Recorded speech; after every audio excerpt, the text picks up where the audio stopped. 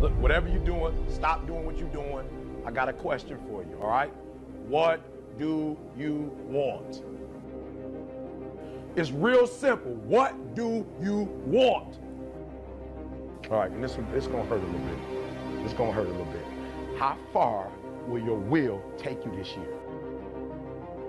How far will your will take you this year? Because there's some things in life you're not going to get. They're not coming to you. You got to go take it. There's some stuff that you can't even just earn by doing the good thing, doing the right. Listen to me. There's some stuff, if you're going to get it, you got a will to get it. The margin for error is so small. I mean, 1/2 a step too late or too early, and you don't quite make it. 1/2 second too slow, too fast, you don't quite catch it. The inches we need are everywhere around us.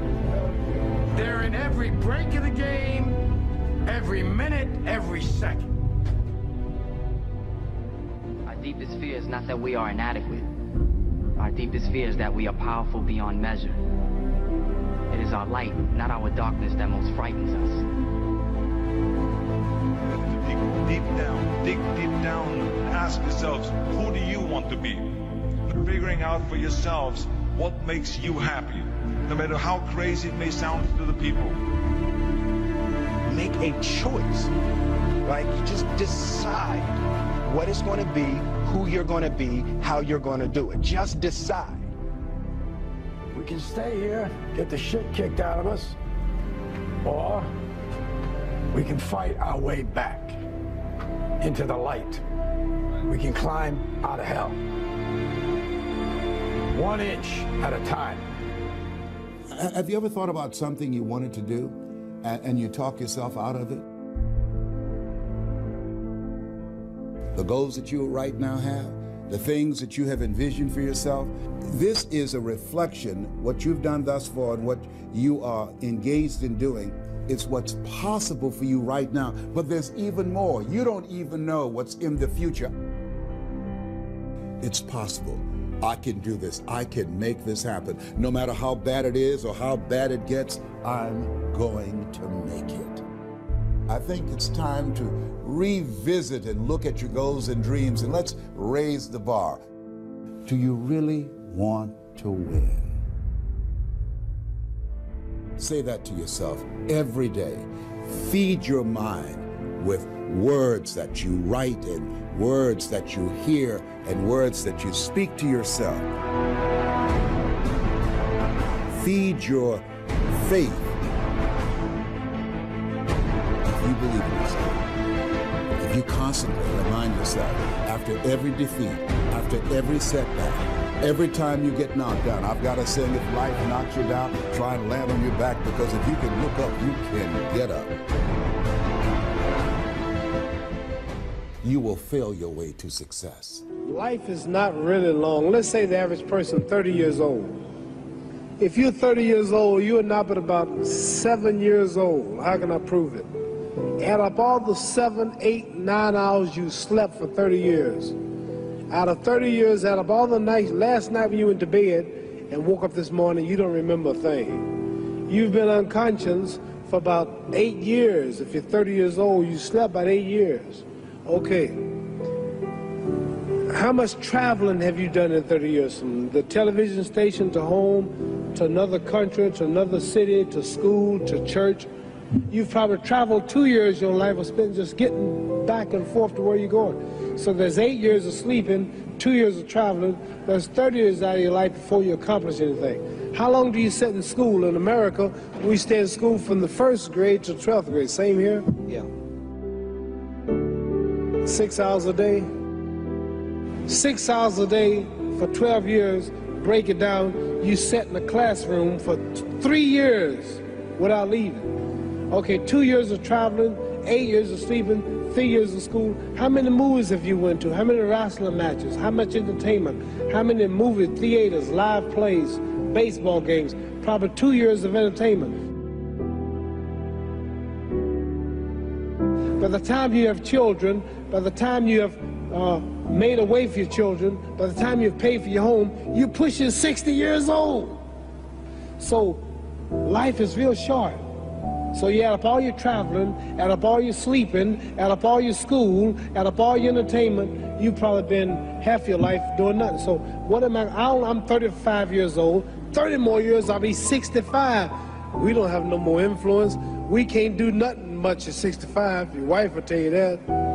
So what I'm saying, when you're 65, ain't too much more to do.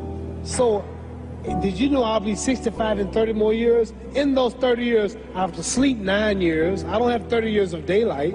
I have to travel back to America, take 6-7 miles. All my traveling, probably 4 years of traveling in the next 30 years, about 9 years of sleeping, television, movies, entertainment, about 3 years of entertainment. Out of 30 years, I might have about 16 years to be productive. So it's how we can all break individual lives down. Vision is the genesis of all greatness. Now I'm going to ask you a life-changing question.